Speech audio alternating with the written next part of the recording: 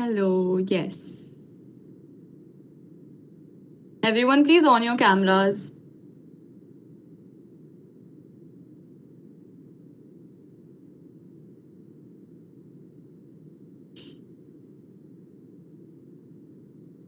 So, how's everyone? How are you all? Yes, I can see a lot of thumbs up on the screen. Okay. So with us, Charu ma'am is here already in the meet. Hello, ma'am. It's a pleasure to have you with us. We will start the workshop in around 2 to 3 minutes when almost everyone will be joining soon. So.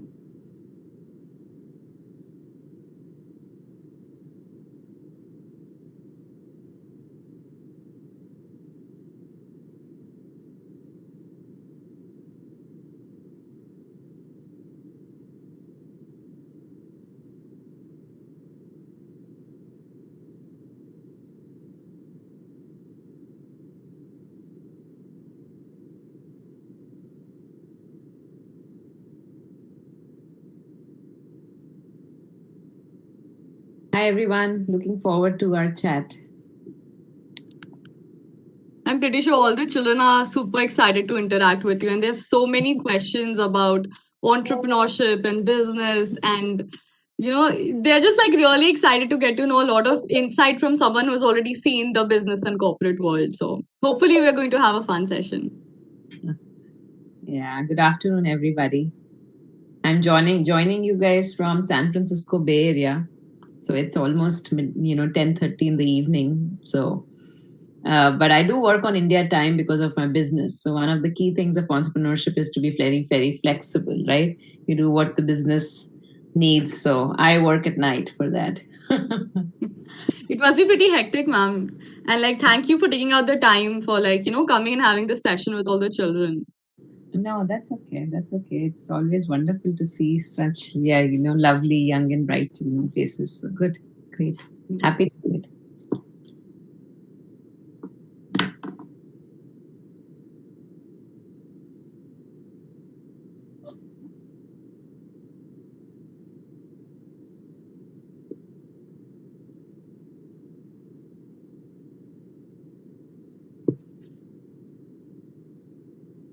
Okay, we'll be starting soon. So, which grade are the children from? Ma'am, it ranges between 9th standard, 10th standard stuff. Okay. Like from 7th, 8th, 9th, 10th. These are the range. Got it, got it. Very active on the chat. Yes. Very excited. I think the typing speed of everybody would have gone super high because of COVID now, because online and stuff. Yes, yes. But also because they've gotten a lot of opportunity to explore such stuff. Like when Neo was going on, and since we've been having Neo for about a month now, so we've seen these children be very involved with whatever we're trying to teach them, and make them learn, and all through all the sessions of how business works, and pitching. And we had a mini Shark Tank. Shark Tank is being very popular. They were like,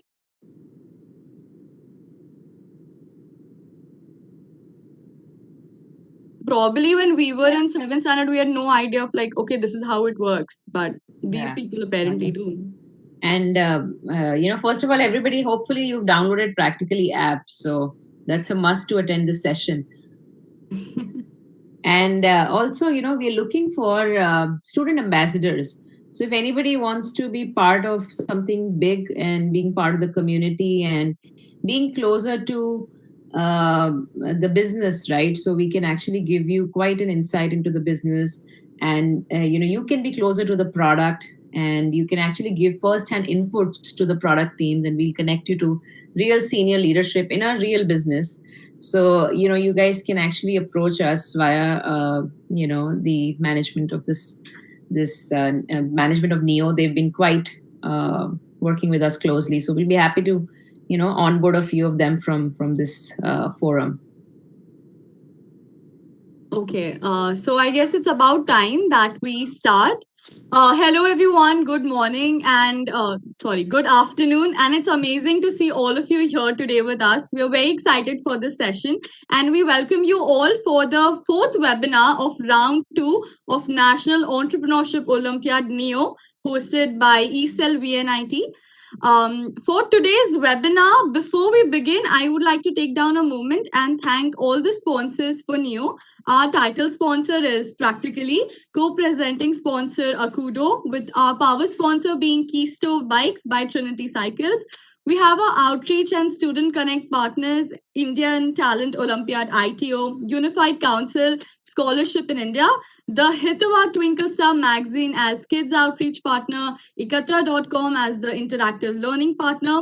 We have Times of India with us, the Statesman, Lok Satta, Sakil, and the Hitavad as our media and outreach partner. And to end it, we also have 94.3 My FM as our radio partner. And coming to the guest and the most important personality of today's session to grace us with her wisdom of entrepreneurship, we have our fourth guest speaker, Ms Charu Noheria. She is the co-founder and the CEO, that is the Chief Operating Officer of Practically, with over 12 years of corporate experience in operations, technology, strategy, and managing global terms. Ma'am began her career as a software engineer at Samsung, where she developed mobile applications and later joined the Lumeris Inc., a healthcare IT firm in the US, and as a strategic leadership development associate. And she has also been chosen to be a part of Entrepreneur 35 Under 35 for 2021 edition. So we are very honored to have you, ma'am, and we are looking forward for this exciting session. The forum is on to you. I hand over to you. Thank you. Thank you so much for having me here. It's wonderful to see such lovely, bright kids. To start off my day, as I mentioned, I'm joining you from San Francisco Bay Area. So I work nights to match my team's timing. Being remote, it's COVID has put us in very different situations. I wouldn't call it difficult, but different situations for sure. And as an entrepreneur, first of all, you have to be very, very flexible and dynamic and think on your feet. So that's something that COVID has taught all you children, right? And the entire edtech industry, in fact, an education industry, to come up with solutions. So problem solving, you should be in love with problem solving, right? That's a given if you want to be an entrepreneur or you want to build something and achieve something. Just to go back in history, I would say, back in time, and when I was, your age, honestly, I was, maybe an average kid or an above average kid. I wasn't like top of the class or anything, right? I mean, I used to be friends with top of the class, but I was never the top of the class, right? But I always enjoyed doing things which are interesting, which are more not boring, being outside, not at home, not watching TV, but doing something, breaking stuff perhaps, doing something which is it's very interesting and not run of the mill, and solving problems. So anything I used to find damaged or broken, I wanted to fix things. And that's just part of my personality, right? That was at that time, but I think that became a passion to fix things going forward also, right? Anything which is broken, I love problem solving. I wouldn't rest till that is solved, right? By hook or by crook. And that's being a very smart businessman, right? By hook or by crook, however you have to solve the problem. So I think that's something that very early on I did understand, that I didn't want to be a doctor for sure, because both my parents were doctors, and my later my brother and my sister-in-law, everybody was in doctor in my family. But I didn't like the rigor of working day and nights and having a very hard life. So I made a decision very, very early in life that I don't want to be a doctor. So at least I knew what I didn't want to be, right? Which is also a good beginning. But I didn't know what I wanted even then. So I did pursue engineering. So I did study for IIT JEE, and a lot of you must be preparing for or will prepare for IIT JEE and any kind of an engineering college in the future. So I did, and I gave it my best shot in the first year, and I joined. I didn't get through. I got through the screening. At that time, it used to be 2 levels, screening and mains, and I got through the screening, didn't get through the mains, and then I joined this engineering college called Punjab Engineering College at Kalpana Chawla's, aeronautical engineering department in Chandigarh. I did that for 6 months. And after that, something in me was like, I wasn't satisfied, right? Now that's neat courage, right? You already joined an engineering institution and you have spent 6 months there, but I wasn't happy. And to recognize that you're not happy and taking a step again, right now, when I look back in time, that was a bold step. I left college then, and I again started preparing IIT JEE for the second time because I just thought, I have to give it another shot. And I did clear screening again that time, and I did not qualify for mains again. But I did get a very good college, RV College of Engineering, from where I graduated later in Bangalore, and from computer science. So the first year that I actually gave IIT, I joined Punjab Engineering College, but before that I had joined Thapar Engineering College, right? And that was in biotechnology. This was in aeronautical. Then second time again, I had gone to Thapar first, stayed in hostel there too, in Patiala, and then there I had chemical engineering. I joined there, then given up and joined. So it was like hopping between Punjab Engineering College and Thapar twice, and then later destiny took me through some interesting MHRD seats for minority states to Bangalore.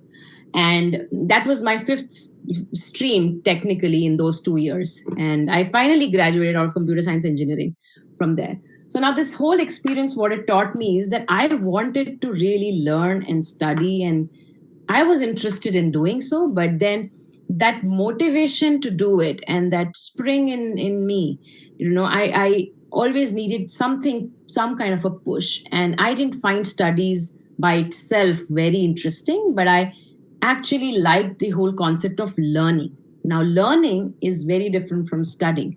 There is no pass and fail in learning, right? Everybody can learn. You never fail in learning. So whatever you learn, you may learn 20%, 30%, 90%, but you learn something. And that's itself is an experience. So then later in life, when I got a chance, I met key people that I thought that I could do something with, and I had this bug of problem solving. I really got so passionate about this whole idea of making learning some really interesting and fun and practical. And obviously I wasn't cut out to read books. Till today, I be honest in saying I hate reading books, but at least I recognize that, and I find alternative ways of learning, right? And I couldn't pick up a book and say that I don't know this particular page number and this problem on this page number. But now with advent of technology and AI and a lot of other tools and technology we can figure out what you don't know, right? And that's where we wanted to use technology more interestingly and create something which students love, and it's very practical. It's something like riding a bicycle, right? With a thrill. And how do you create very interesting experiences, that kind of experiences for very rote subjects like math and science, and bring that interest into learning. And that was kind of my drive to start with my other co-founders. Practically, I think I had a very good a drive and a passion towards it. So it was definitely influenced by my personal experience of getting through and going through 5 different streams in 3 different colleges, and finally getting to something that I graduated from. And as an entrepreneur, you may find personal experiences that tie you down to something that you want to do later in life. There could be an experience of a very loved one. It could be a market problem. It could be something that really itches you, that why do we do things like this, right? And with COVID, a lot of people have now started thinking of more problems, right? Because we now are confined to a space, and we have to do and try to live regular lives by just being in sitting at home. And solutions like delivery at home, food, groceries, and all of this picked up. But these are real problems that could happen, and COVID proved these are real problems that need a solution. So entrepreneurs always look out for something which which needs a solution at the other end, right? Eventually all business ideas are problem solving solutions. games, right? It's just like a puzzle that you have to solve. Until you can get there, you don't rest. And I often say this, and listen to this carefully. A good entrepreneur is an entrepreneur which is married to the problem, not to the solution. You got to be married to the problem, because eventually you'll figure out a solution. Maybe it'll take you multiple tries. Maybe it'll take you 10 times to pivot the company from one to the other way. But you would not give up on the problem. It's almost like having a baby. Do you give up on a baby if the baby fails a class or doesn't perform one semester?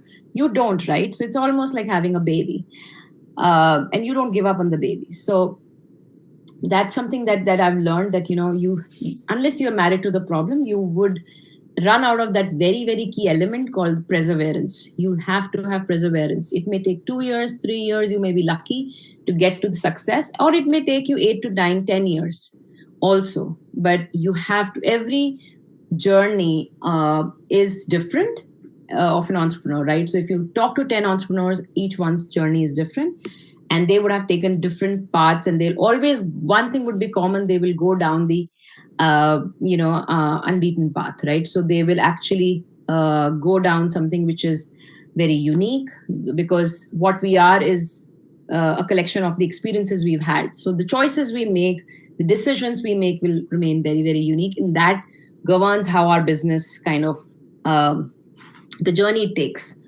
If you look at one of the questions that, or the comments I was asked to make, was around business model canvases and what led me to choose EdTech, right? So business model canvases, you guys can Google it and study and see there are multiple various segments, like, value proposition, customer segments, and revenue, cost structure, a lot of other things. I read it about the first time in my MBA. But what it really does not have is something like, your team, which is one of the most significant things in a startup that you would need. You would need a very, very good team, and either you get lucky, like the way I did. My co-workers, I was working with them in the United States for a healthcare IT firm, and I met them there, right? Either you got to be lucky with the right timing and right place, or you got to go find very smart, interesting people which complement your skill, not the ones that you like to hang around, or you love to talk to, or who boost your ideas and give you a very good feeling. Not the best co-founders, definitely, right? Those are not the best co-founders. The best co-founders are where actually you have conflict, who push you to think better and make better decisions, who actually allow you to discuss a lot. So I have two co-founders, Subha and Lango, and if you look us talking, if you hear us talking, you'll think we are fighting. Actually, we're just in a conflict, and we're really discussing, and we do that all the time. But after 5 minutes of that active, healthy discussion or conflict, which would appear as a fight to external world, we would come to a decision which is unanimous, which is one, and we would go with it. And then there is no looking back. And at that point, it doesn't matter who came up with the idea, who came up with the decision, but that's the decision you go with, and that's what the company needs. So that's something which no business canvas will tell you. No business canvas can actually show you those experiences that you learned, right? If there was a single book for entrepreneurship, I'm sure everybody in this world would have read it. There is no single book which says, okay, if you go by this, you will get success. Because it's a dynamic world, right? Market changes, things change around you, problems changes over time. The flavor of the problem changes sometimes. Your customers change, your needs change. So a lot of things may not work out the same way you thought. So a lot of that iterativeness, drawing board, you iterate another time.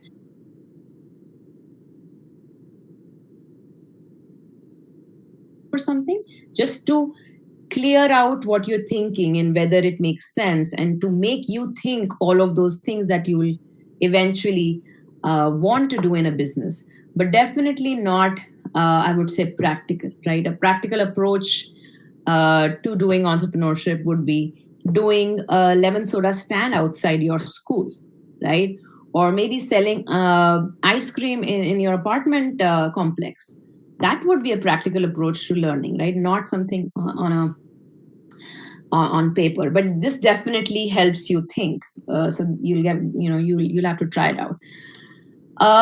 Some of the essentials for entrepreneurship, as I was also mentioning, one is, perseverance. You will need a lot of patience. You cannot be very anxious in getting results immediately, right? This is not a school year where you'll get results after every 10, 12 months year of run. You would really need that patience. You will see how your product performs. You'll need to give it time. You will need to give your solution time. You'll need to listen to your customers. You will need to build in quality into your entire process. So those are harder things, and sometimes it just takes time. So that's one thing that you will need a lot of patience. You will also need courage and grit to make very, very bold decisions.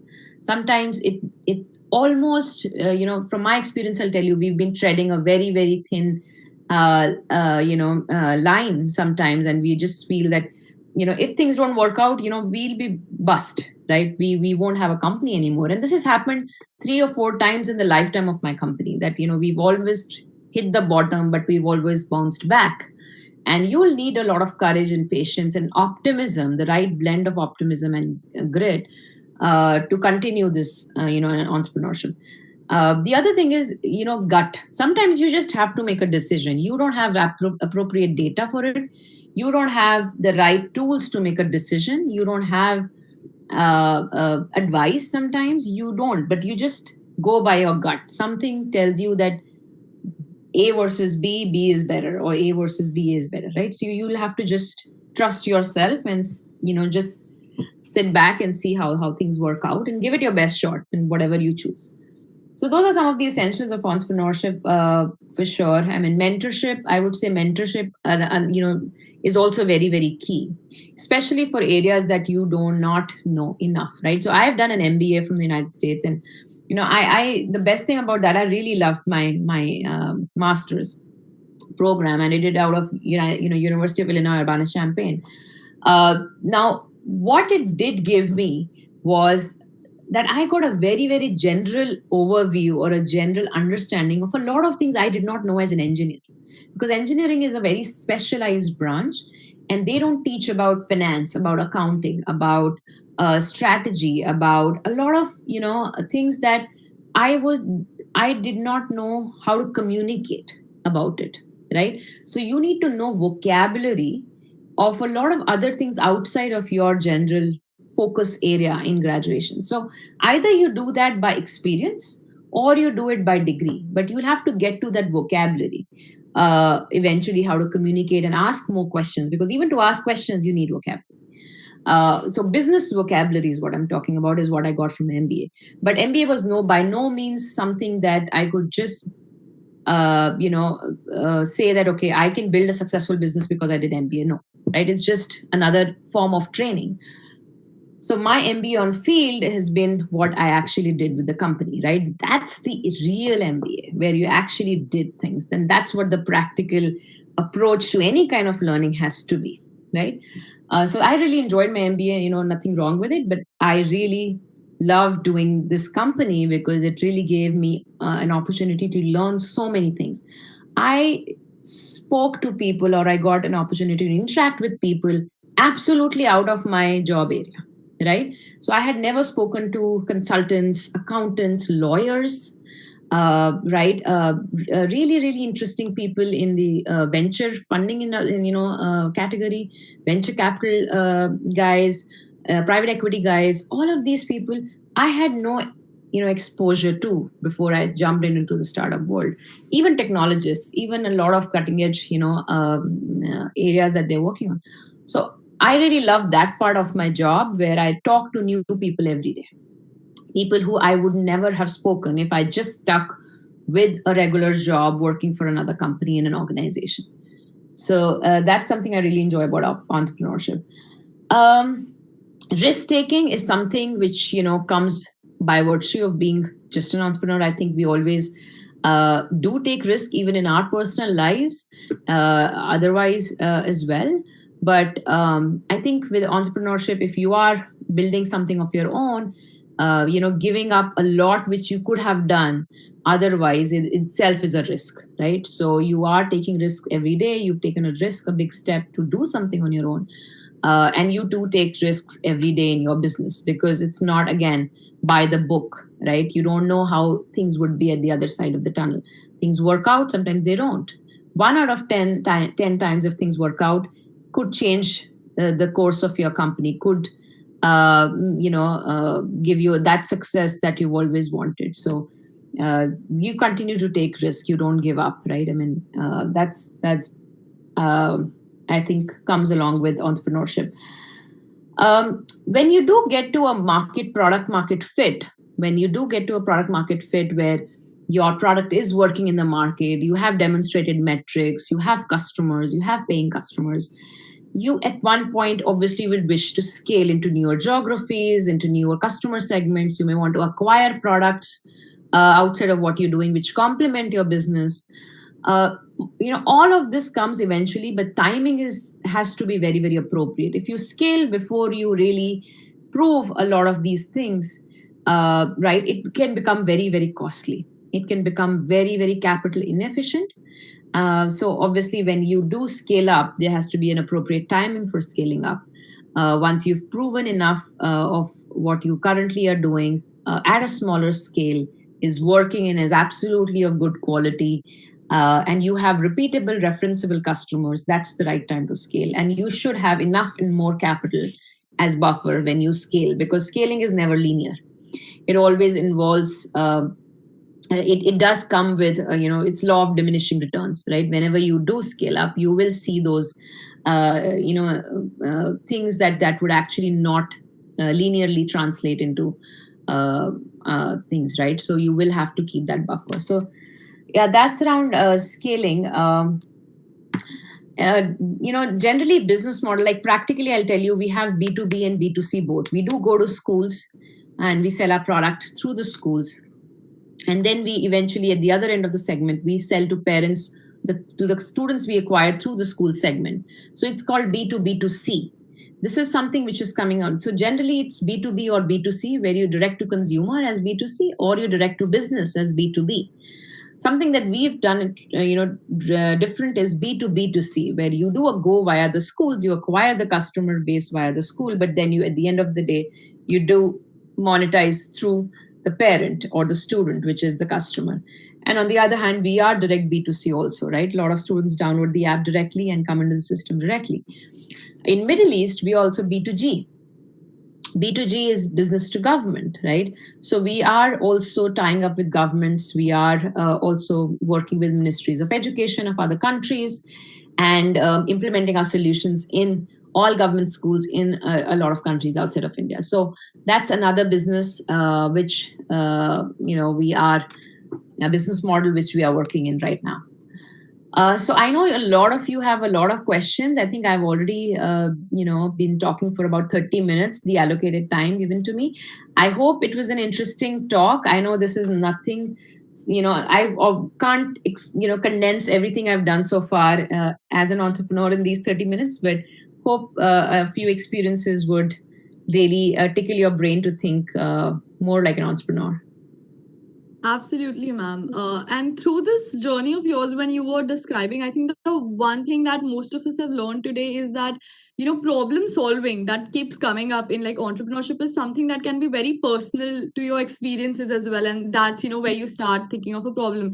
So a lot of children, like there were a lot of questions throughout your session in the chat box. And I would just like summarize the question and ask it to you because, there are too many. So the first question that kept popping up was like, when you talked about market product fit, so when we're talking about market, the children want to know that there is a lot of competition in the market, especially the Indian market for education. Byju's is there, Unacademy is there.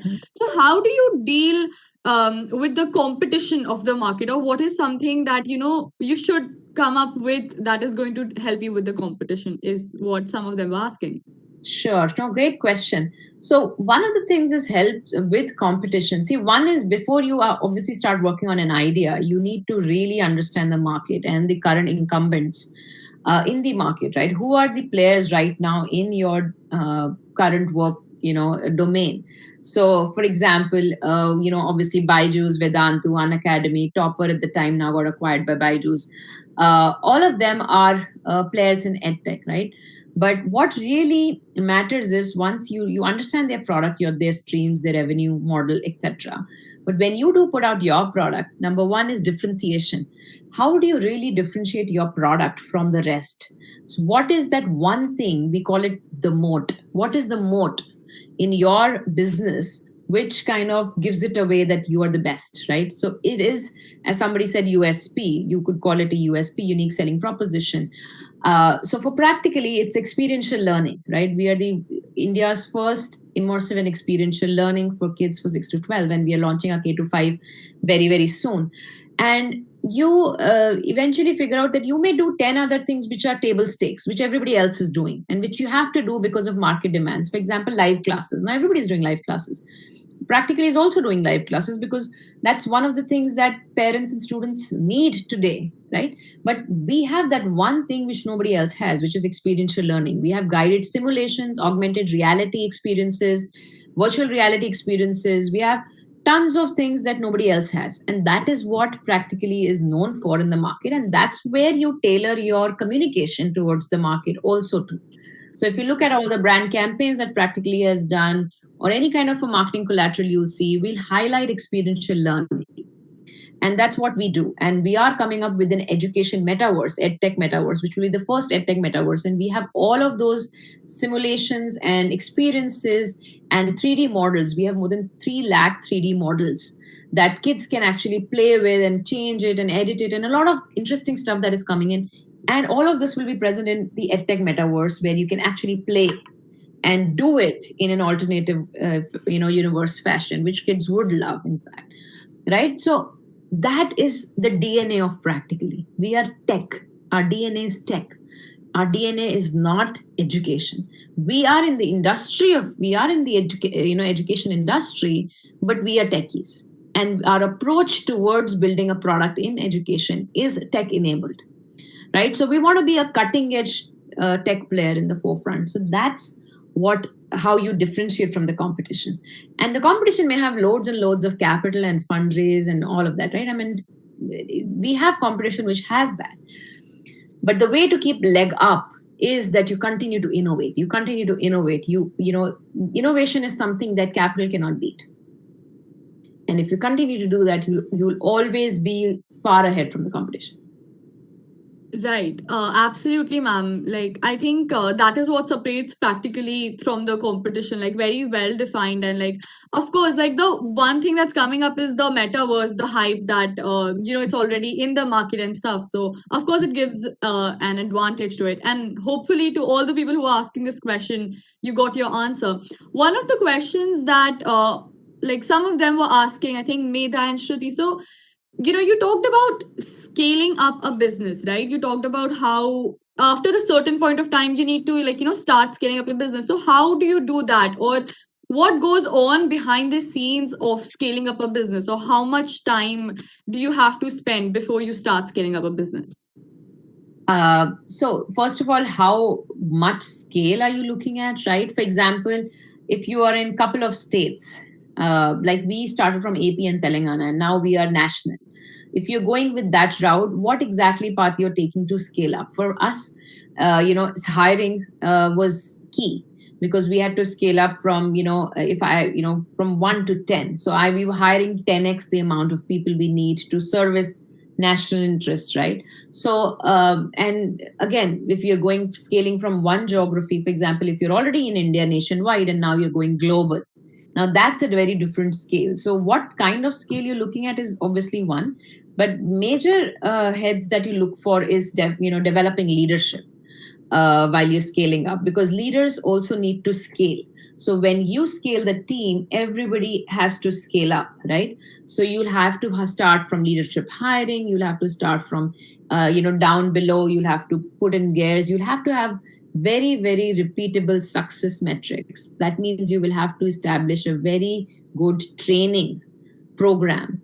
so that you can have trainings built in and you can have that repeatable success that you've demonstrated in a smaller scale.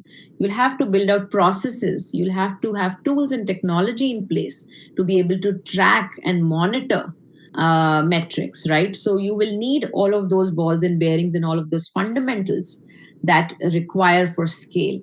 Last but not the least, if at all your business is running out of physical office locations, you'll have to think from an operational standpoint: where are my teams going to work from? What's the capital required to empower them? What are the employee engagement activities you will do? What are the so all of those operational logistics also you will have to plan. So it takes you easily about 4 to 6 months before you start scaling up. So thinking ahead always is necessary. But if you've scaled up and descaled also, which is also very common in businesses, right? When you have a different strategy, you may pivot into a different business function, or you may see some impediment in the market or some roadblock that you hit, and you have to let go of your workforce and you've descaled. At that time, because you have experience, scaling up becomes easier at that time. And being entrepreneurs, you'll always know that these are business challenges that you see, right? Hiring and firing is part of the game. So you will develop more experience as you do so. So you will take less time to scale up in that manner. Right. So the next question was, you talked about business models from being B2B and then B2B2C and B2G. So what is the criteria, or like how it makes, like how do you segment it down to like this is how the business model is supposed to look like, or like this is how we want to go through with our product? What goes on when you start deciding about how the product is going to reach the consumer market? So the way the product is designed, the need. See, the product doesn't just come on its own, right? You're working on a business problem. You are working from the need. When you're designing the product, a direct to consumer product is very, very different to a direct to business product. And direct to if you're working with the government, who is the end customer? The government may not be the end customer. The end customer may be a school or a teacher or a student. So the end customer, who is going to be using your product gets designed via that, right? First of all. So a lot of times that kind of gives you an idea where your customer is, and how do you get to your customer becomes the next question. So product design is influenced by who the customer is, and then you figure out the channel or the distribution to get to that customer. Now if you want to get to the customer via direct channel, then you obviously direct, right? You directly target the customer via, but you need a lot of marketing spend. Sometimes you may have, if you've built a very, very innovative and a viral product, then it just becomes a viral product and customers get engaged and hooked very, very easily, right? For example, WhatsApp. I mean, you don't need any marketing for WhatsApp. It was just a beautiful product and everybody got hooked onto it and just became viral. Or you may figure out a distribution channel where the customer directly doesn't get to know your product, but through a business partner, through a franchisee model, through an influencer, or through a supply chain model, right? Eventually the customer gets to know about the product and gets hooked on. So you eventually start thinking about these things when you build a product, and then you figure out how to reach your customer. And every business model comes with its also benefits, right? So if you look at a B2B product, the design is very enterprise because it's for corporates, it's for businesses. And also, you don't need a lot of marketing in B2B channels because it's not direct, because you don't need a lot of TV ads and all of that campaigning. Your customers are relatively a smaller population because these are businesses. So, the kind of challenges you face there are different. The kind of benefits you get are also very different. So it's just along the way, a lot of, again, sometimes it's just gut. Sometimes you go with what you think you want to play in that field, right? Which is a more challenging environment for you for that particular domain. Sometimes that interests you and you know that nobody has beaten that. For us, nobody had for practically, I'll give you an example, right? There is no edtech product today which is both B2B and B2C in India. Take any name. Most of the products are B2C. The names that I've been seeing in the chat box are all B2C, direct to customer, right? Nobody's been able to crack the B2B market, B2B2C. So they don't have an enterprise product which really sells to teachers, which empowers the teacher. And primarily, they're trying to replace the teacher or compete with the teacher, right? And saying that we are going to do better than you, what this teacher in the school is doing. Whereas practically his approach is completely different. We empower the teachers. We don't believe in replacing them. We go via the school, but we also are, looking out for students whose schools we cannot reach. And we want those students also to take benefit from practically. So for us, the challenge was we want to be both B2B and B2C. There is not one channel that we want to ignore, because eventually we want to make it a mass product, right? We want to hit all the students and service all the students. So sometimes it's just something that you really want to do, and you pick those channels accordingly. Right. So I guess we are moving towards the end. So there will be like two more questions. So the one question that many people were interested about was, when we talk about the market size, or when we talk about a potential market, there's a lot that goes, under the strategy over there. So how do you approach a market which is not inclined to your method, but then you want to approach it because of its size? Like, for example, in India, a lot of people are stuck through the traditional method of education. So how do you approach a market that can be a potential but is like, inclined towards not using your methods for the same? So there are a lot of, like, for India, because it's a very price sensitive market, right? People love to latch onto new things, but they don't really always want to pay. And they want to experiment something for free earlier, and then eventually, if they like the product, they would love to pay. So for these kind of markets, we do a freemium model where you actually start from something which is absolutely free, like practically is absolutely free to download, and there's a lot that you can do in practically without paying a dime, right? And we encourage students to do that. And eventually, if you really like the product, there are ways that you can pay and take premium services, right? So that's one way that you attack a market, to give them a flavor of their product. And sometimes the volume and the mass of the market in itself is a validation of the product. You don't need to every time make revenue from the market, from the user base also, right? So you start from that validation where you have a lot of users. They may not be paying you anything, but if they're using your product and they're utilizing your product and coming back to the product, is in itself a great achievement, and it's in itself a great feat. And in fact, investors value that, right? For example, right, Facebook, direct consumers, we don't pay anything to Facebook, right? It's absolutely free of cost. So their USP, being a social community platform, is absolutely free. But then they do monetize. They do have a revenue model which surrounds their USP is actually free, right? But they do monetize around with businesses from advertising. So there are sometimes innovative ways where you really can go to a mass market, where a mass market is not, immediately jumping onto the product, but is ready to experiment. And eventually a market becomes, I would say, the timing has to be appropriate. There are a lot of times you build solutions for something that will happen in 5 years, and that takes 7 years, right? So sometimes there are products which are earlier in the market, and then the founders don't have the patience to actually wait till the market becomes right, and then they fold up. Or there are other founders which actually figure out how to really survive during that time, and then immediately, as soon as the market becomes really feasible for them, and the solution becomes a real hit, that's when they really become successful. So that also happens a lot of times. Yeah, that was a very insightful answer, ma'am.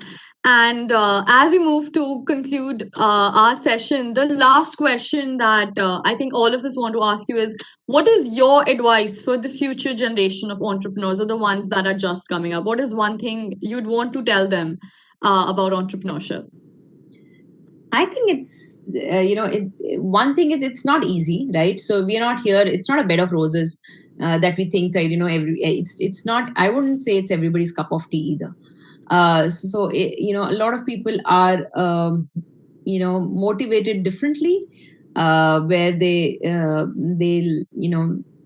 want to work on something, but they're comfortable, and they're okay to not lead, right? They're fine in their comfort zones. They're okay to have a job, a great job, which really gives them a lot of happiness.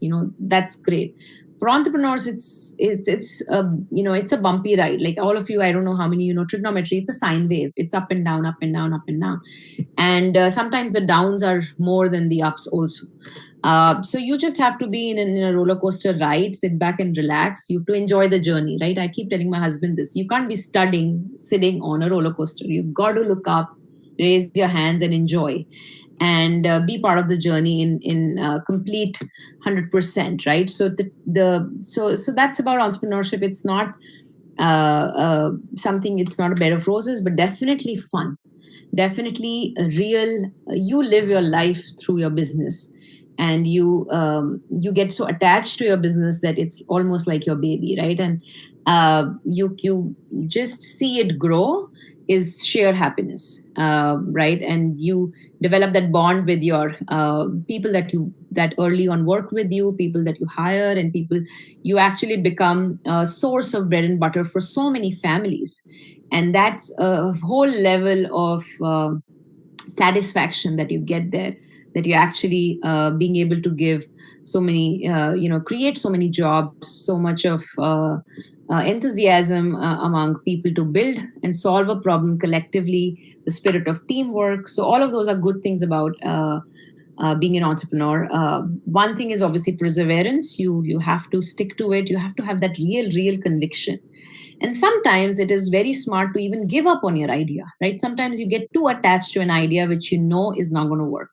And it's very smart of an entrepreneur. A real entrepreneur would be one which will actually give up on the idea at the right time, rather than dwelling over it for, or belaboring it till he also loses a chance of doing another idea later on in life, right? So yeah, it's just fun. Right, ma'am. So it's time we wrap up this session. It was incredibly insightful. We learned so much just in, like, a time of just 40 to 50 minutes with you. And I'm pretty sure already the children have learned so much about the market, the USP, the competition, the business models that you talked about. So it was really insightful, and we are very honored to have you with us. And like, we thank you for the session and for being such a pleasant guest, ma'am. Thank you so much, ma'am. Thank you so much. It was a pleasure to be here, and take care and have a lovely day, all of you kids. Thanks for having me.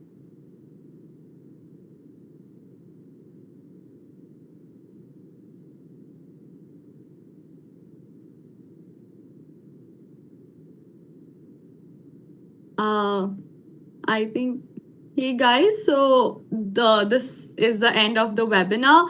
Hope all of you all enjoyed. All of the children learned a lot about the business world, and I guess most of your questions were asked. So yes, hopefully you had an amazing session with us.